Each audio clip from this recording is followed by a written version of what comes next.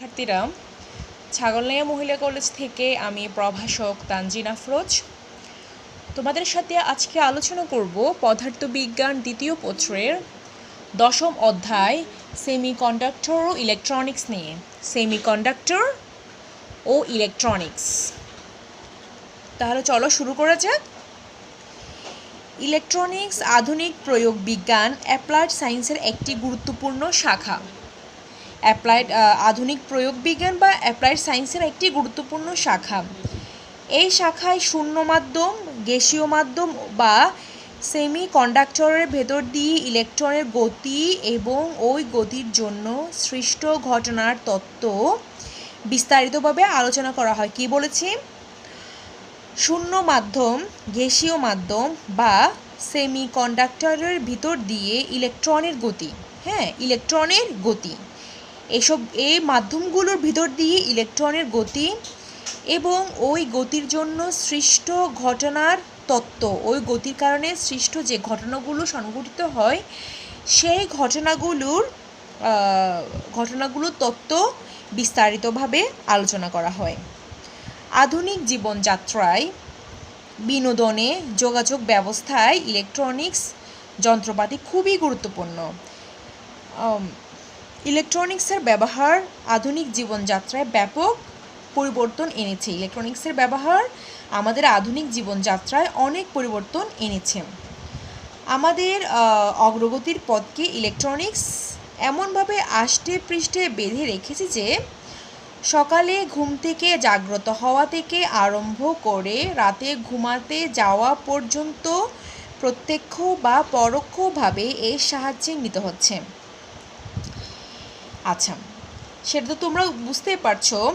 এই লকডাউনের সময়ে বা শিক্ষা প্রতিষ্ঠান আজকে অনেক দিন ধরে বন্ধ। এই শিক্ষা প্রতিষ্ঠানের এই যে বন্ধের সময়ে যে তোমরা তো প্রযুক্তির ব্যবহারটা তোমরা ভালোভাবে বুঝতে পেরেছো যে প্রযুক্তি ছাড়া তোমরা আজকাল পড়াশোনা করাও সম্ভব হচ্ছে না।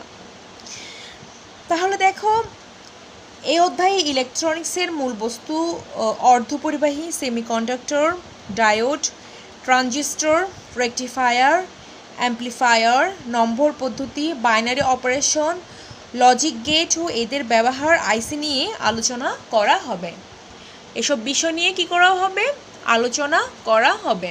এসব বিষয় নিয়ে আলোচনা করা হবে। আচ্ছা, তাহলে এই অধ্যায়টা আমরা পার্ট শেষে, যখন আমরা এই অধ্যায়টা শেষ করব, এই অধ্যায় শেষে আমরা কি জানতে পারবো? কঠিন পদার্থের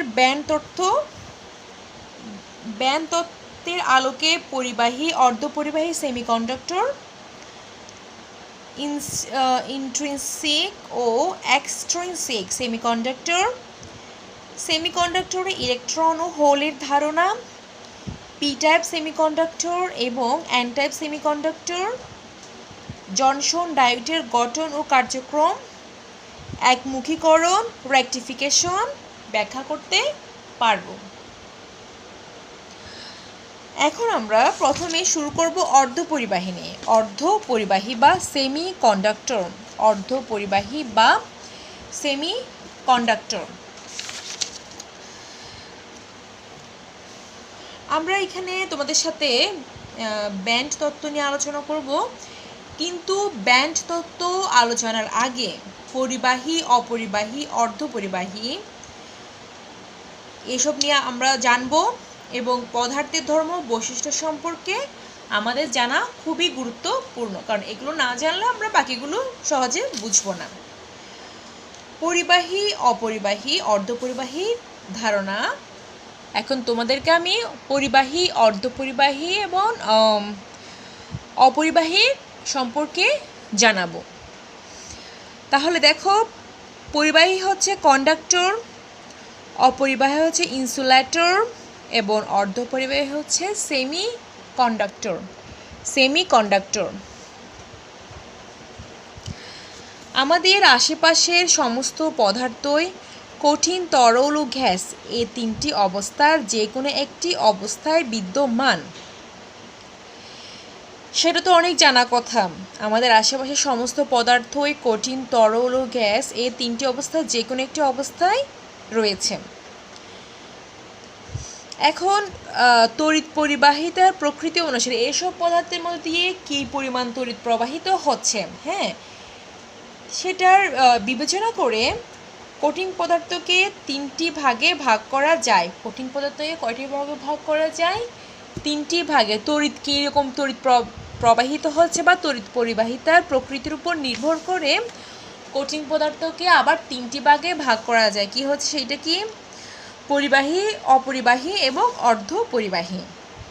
আচ্ছা, এখন পরিবাহী কাকে বলে? পরিবাহী জিনিসটা কি?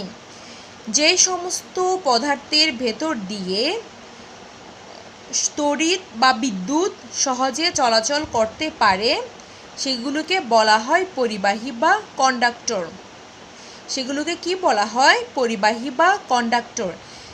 আমি আবারও বলছি, যে সমস্ত পদার্থের ভেতর দিয়ে তড়িৎ সহজে চলাচল করতে পারে সেগুলোকে বলা হয় পরিবাহী, যেমন সোনা, তামা, রূপা, অ্যালুমিনিয়াম ইত্যাদি। আচ্ছা, আবার এক ধরনের পদার্থ আছে যার ভিতর দিয়ে তড়িৎ বা বিদ্যুৎ চলাচল করতে পারে না, এদেরকে বলা হয় অপরিবাহী বা ইনসুলেটর। অপরিবাহী বা ইনসুলেটর, যেমন রাবার, সিরামিক, কাঁচ, কাঠ ইত্যাদি। আমরা জানি পরিবাহী এবং অপরিবাহী অন্তরক, বুঝছো? অন্তরক হচ্ছে কি? অপরিবাহী। পরিবাহী এবং অন্তরকের মাঝামাঝি এক ধরনের পদার্থ আছে যা তড়িৎ পরিবাহিতা পরিবাহী পদার্থের চেয়ে কম কিন্তু অন্তরকের চেয়ে বেশি। অর্থাৎ এই পদার্থের তড়িৎ পরিবাহিতা পরিবাহীর চেয়ে কম, আবার অপরিবাহীর চেয়ে কি? বেশি। এগুলোকে কি বলা হয়? এটাকে বলা হয় কি? অর্ধ পরিবাহী। এটাকে কি বলা হয়? এটাকে বলা হয় কি? অর্ধ পরিবাহী। এটাকে বলা হয় অর্ধ পরিবাহী। অর্ধ পরিবাহী। যেমন germanium, silicon, carbon, cadmium, sulphide, gallium arsenide ইত্যাদি হচ্ছে কি? অর্ধ পরিবাহী। একটি পদার্থ কতটুকু পরিবাহী বা অপরিবাহী বা অন্তরক তা পদার্থের আপেক্ষিক রোধ বা পরিবাহিতার মান থেকে জানা যায়। হ্যাঁ, কিসের মান থেকে জানা যায়? আপেক্ষিক রোধ এবং পরিবাহিতা। আপেক্ষিক রোধ এবং পরিবাহিতার মান থেকে জানা যায়। যেমন তামার আপেক্ষিক রোধ সাধারণ তাপমাত্রায় 10⁻⁸ ওহম পার মিটার। তামার আপেক্ষিক রোধ কত? তামার আপেক্ষিক রোধ হচ্ছে 10⁸ ohm per metre. 10⁸ ohm per metre হচ্ছে তামার আপেক্ষিক রোধ। তামার আপেক্ষিক রোধ। শিক্ষার্থীরা দেখো, তামার আপেক্ষিক রোধ হচ্ছে 10⁻⁸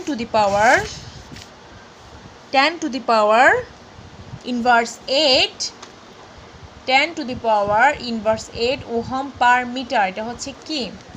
তামার আপেক্ষিক রোধ 10⁻⁸ ওহম পার মিটার। এটা হচ্ছে কি? তামার আপেক্ষিক রোধ। কাচের আপেক্ষিক রোধ 10⁻16 ohm metre. 10⁻16 ohm per metre. ঠিক আছে? Ohm per metre. এটা হচ্ছে কি? তামার আপেক্ষিক রোধ, আর এটা হচ্ছে কি? কাচের আপেক্ষিক রোধ। তাহলে আমরা এর থেকে কি বলতে পারি? অর্ধপরিবাহীর আপেক্ষিক রোধ 10⁻⁵ থেকে 10⁻8 ওহম পার মিটার। অর্ধপরিবাহীর আপেক্ষিক রোধের সীমা কত? 10⁻⁵ ওহম পার মিটার থেকে 10⁻8 ওহম পার মিটার। এটা হচ্ছে কি? অর্ধপরিবাহীর আপেক্ষিক রোধের মাত্রা বা সীমা। আপেক্ষিক রোধের মাত্রা, অর্ধপরিবাহীর আপেক্ষিক রোধের মাত্রা বা সীমা হচ্ছে এইটা। ঠিক আছে? তাহলে সাধারণ তাপমাত্রায় অর্ধপরিবাহী পদার্থ অন্তরক বা অপরিবাহী হিসেবে কাজ করে। সাধারণ তাপমাত্রা অর্ধপরিবাহী পদার্থ। একটা জিনিস খেয়াল করতে হবে যে নর্মাল যে টেম্পারেচার সেই টেম্পারেচারে, হ্যাঁ, অর্ধপরিবাহী পদার্থ কি করে? অন্তরক বা ইনসুলেটর। অন্তরক বা অন্তরকের আরেকটা নাম হচ্ছে কি? অপরিবাহী। হ্যাঁ, অপরিবাহী। অপরিবাহী পদার্থ হিসেবে কি করে আচরণ করে, অপরিবাহী অন্তরক বা অপরিবাহী পদার্থ হিসেবে কি করে আচরণ করে। কিন্তু অর্ধপরিবাহী ক্যালাসকে যদি উত্তপ্ত করা হয় তাহলে খুব দ্রুত সে তার রোধ হারায়, অর্থাৎ পরিবাহিতা বৃদ্ধি পায়। এই নর্মাল টেম্পারেচার থেকে আমরা যখন একে হিট দেব তখন কি হবে সেটা তার রোধ হারালে তো তড়িৎ পরিবাহিতা বৃদ্ধি পাবে, তার রোধটা হারাবে এবং কি করবে পরিবাহিতাকেই বৃদ্ধি পাবে। আবার তাপমাত্রা হ্রাস করলে রোধটা বৃদ্ধি পেয়ে তড়িৎ পরিবাহিতার কি হ্রাস হয়ে যাবে। পরম শূন্য তাপমাত্রায় কি হবে, এটা একটা কুপরিবাহী না আচরণ করবে, মানে এটার মধ্যে কোনো কিচ্ছু হবে না। সুপরিবাহী পদার্থের বেলায় এর উল্টো ঘটনা ঘটে। কুপরিবাহী পদার্থে যে ঘটনা ঘটছে সুপরিবাহী পদার্থের বেলায়ও এর কি করছে বিপরীত ঘটনা ঘটছে বা উল্টো ঘটনা ঘটছে। উত্তপ্ত হলে সুপরিবাহী পদার্থের রোধ কি করে বৃদ্ধি পাবে, উত্তপ্ত হলে সুপরিবাহী পদার্থের কি করে রোধটা বৃদ্ধি পাবে। অর্ধপরিবাহী পদার্থের আরেকটি বিশেষ ধর্ম হচ্ছে কি,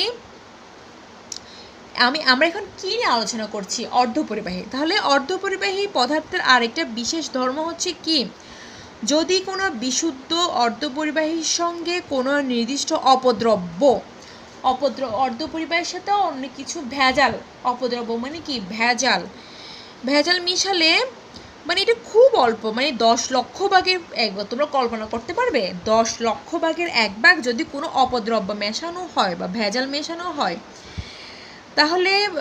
তাহলে এর রোধ অনেক গুণ কমে যায়। এর রোধ অনেক গুণ কমে গিয়ে কি করে পরিবাহিতা বৃদ্ধি পায়। এর রোধটা অনেক গুণ কমে গিয়ে এটার তড়িৎ পরিবাহিতা কি করে বৃদ্ধি পায়। একে কি বলা হয় ডোপিন। একে বলা অর্ধপরিবাহীর সাথে ভেজাল বা অপদ্রব্য মেশানোকে কি বলা হয় ডোপিন।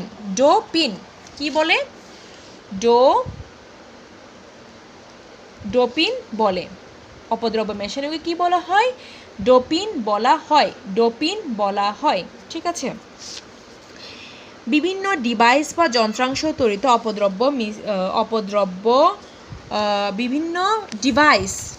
বিভিন্ন ডিভাইস বা যন্ত্রাংশ তৈরি করতে অপদ্রব্য মিশ্রিত অর্ধপরিবাহী ব্যবহার করা হয়। অপদ্রব্য মিশ্রিত কি ব্যবহার করা হয় অর্ধপরিবাহী। সুপরিবাহী পদার্থের গঠন এমন যে, এখন আসলে সুপরিবাহী পদার্থের ক্ষেত্রে সুপরিবাহী পদার্থের গঠন এমন যে কোনো পরমাণু অসম্পূর্ণ বাইরের কক্ষের, তোমরা তো পরমাণুর শ্রেণীবিন্যাস সম্পর্কে পড়েছ, তখন বাইরের কক্ষের যোজন ইলেকট্রনগুলো ঠিক পাশের পরমাণুর বাইরের কক্ষে চলে যায়। পাশের পরমাণুটা আছে সেটার বাইরের কক্ষে চলে যায় তাদের অসম্পূর্ণ কক্ষকে পূর্ণ করার জন্য। এটা হচ্ছে পূর্ণ কথা। এইভাবে এক পরমাণু থেকে অন্য পরমাণুতে ইলেকট্রনগুলো স্বাধীনভাবে চলাফেরা করতে পারে। এই দুজন ইলেকট্রনগুলো স্বাধীনভাবে চলাফেরা করে বলে পরিবাহী পদার্থ তড়িৎ পরিবহন করতে পারে এবং পদার্থটি সুপরিবাহী পদার্থ হয়। কিন্তু অপরিবাহী পদার্থের ওই রকম স্বাধীন বা মুক্ত ইলেকট্রন থাকে না বলে তড়িৎ পরিবহন করতে পারে না। অপরিবাহী পদার্থের ক্ষেত্রে মুক্ত ইলেকট্রন থাকে না, ইলেকট্রনগুলো কি করে জোট বেঁধে থাকে, মুক্ত ইলেকট্রন থাকে না। এই সমস্ত পদার্থের ইলেকট্রনগুলো পরমাণু দৃঢ়ভাবে আবদ্ধ থাকে। অর্ধপরিবাহী পদার্থ জার্মেনিয়াম ও সিলিকন পরমাণুর বাইরের কক্ষে 4টি যোজন ইলেকট্রন থাকে। বাইরের কক্ষে কয়টি যোজন ইলেকট্রন থাকে 4টি যোজন ইলেকট্রন থাকে। কয়টি যোজন ইলেকট্রন থাকে 4টি যোজন ইলেকট্রন থাকে। এই 4টি যোজন ইলেকট্রন, দেখো এখানে একটা চিত্র দেখলাম, এটা জার্মেনিয়াম পরমাণুর একটি ইলেকট্রন বিন্যাস। দেখো বাইরে এটা জার্মেনিয়াম পরমাণু, তাহলে বাইরে কয়টি ইলেকট্রন থাকে আমরা জানি যে কোনো, তাহলে দেখো অর্ধপরিবাহী পদার্থ জার্মেনিয়াম সিলিকন পরমাণুর বাইরের কক্ষে 4টি যোজন ইলেকট্রন থাকে। আমরা জানি যে কোনো পরমাণুর সর্বশেষ কক্ষে সর্বোচ্চ 8টি ইলেকট্রন থাকতে পারে। যে কোনো পরমাণু, খেয়াল রাখো যে কোনো পরমাণুর বাইরের কক্ষে 4টি যোজন ইলেকট্রন থাকে। আমরা জানি যে যে কোনো পরমাণুর সর্বশেষ কক্ষে সর্বোচ্চ 8টি ইলেকট্রন থাকতে পারে। 8টি ইলেকট্রন থাকলে পরমাণুটি কী হয়, সুস্থির অবস্থায় থাকে এবং পরমাণুটি অর্ধপরিবাহী হয়ে যায়। যেসব পরমাণুর বাইরে 8টি যোজন ইলেকট্রন থাকে সেসব পরমাণুটি সুস্থির অবস্থায় থাকে। হ্যাঁ, দেখো এখানে জার্মেনিয়ামের বাইরে শেয়ার করে দেখছো 1 2 3 4 5 6 8টি কি যোজন ইলেকট্রন আছে এবং পরমাণুটি একটি সুস্থির অবস্থায় থাকে, পরমাণুটি সুস্থির অবস্থায় আছে এবং পরমাণুটি অপরিবাহী। প্রত্যেক পরমাণুর সুস্থির অবস্থায় থাকতে চায়, অর্থাৎ এরা বাইরের কক্ষে সর্বোচ্চ 8টি ইলেকট্রন পেতে চায়। জার্মেনিয়াম, সিলিকন ইত্যাদি এই ধরনের পরমাণু প্রয়োজনীয়। বাকি ইলেকট্রনগুলো সংগ্রহ করে তাদের পাশের পরমাণু থেকে প্রয়োজনীয় ইলেকট্রনগুলো সংগ্রহ করতেছে, যে এখানে এভাবে দেখানো হয়েছে। তবে যে পাশের পরমাণু তার ইলেকট্রন একেবারে দিয়ে দেয় না, শেয়ার করে। এরা কি করতেছে, শেয়ার করতেছে। এক্ষেত্রে পাশাপাশি দুটি পরমাণু নিজেদের মধ্যে একে অপরের ইলেকট্রন ব্যবহার করে ভাগাভাগি করে বা শেয়ার করে এক বিশেষ ধরনের গ্রন্থি বা বন্ড তৈরি করে। এই ধরনের গ্রন্থিকে বলা হয় সমযোজী গ্রন্থি। তোমরা জানো সেটা। জার্মেনিয়াম ক্যালাস যেভাবে সমযোজী গ্রন্থি তৈরি করে তা দেখানো হয়েছে। জার্মেনিয়াম সমযোজী গ্রন্থি তৈরি করেছে একটা অপরটার সাথে। সুতরাং দেখা যাচ্ছে জার্মেনিয়াম বা সিলিকন সমযোজী গ্রন্থির সাহায্যে বিশুদ্ধ ক্যালাস গঠন করে। বিশুদ্ধ জার্মেনিয়াম বা সিলিকন ক্যালাসে কোনো স্বাধীন বা মুক্ত ইলেকট্রন থাকে না, ফলে পরম তাপমাত্রায় এদের তড়িৎ পরিবহন থাকে না। এই ধরনের বিশুদ্ধ ক্যালাসের তাপমাত্রা বাড়লে তাপীয় উত্তেজনায় ক্যালাসের পরমাণুর কিছু গ্রন্থি ভেঙে যায়, ফলে কিছু ইলেকট্রন মুক্ত হয়, তড়িৎ পরিবহন করে। এইভাবে বিশুদ্ধ অর্ধপরিবাহী বা স্বল্প তড়িৎ পরিবাহকত্ব লাভ করে। শিক্ষার্থীরা, তাহলে আজকে এতটুকুই।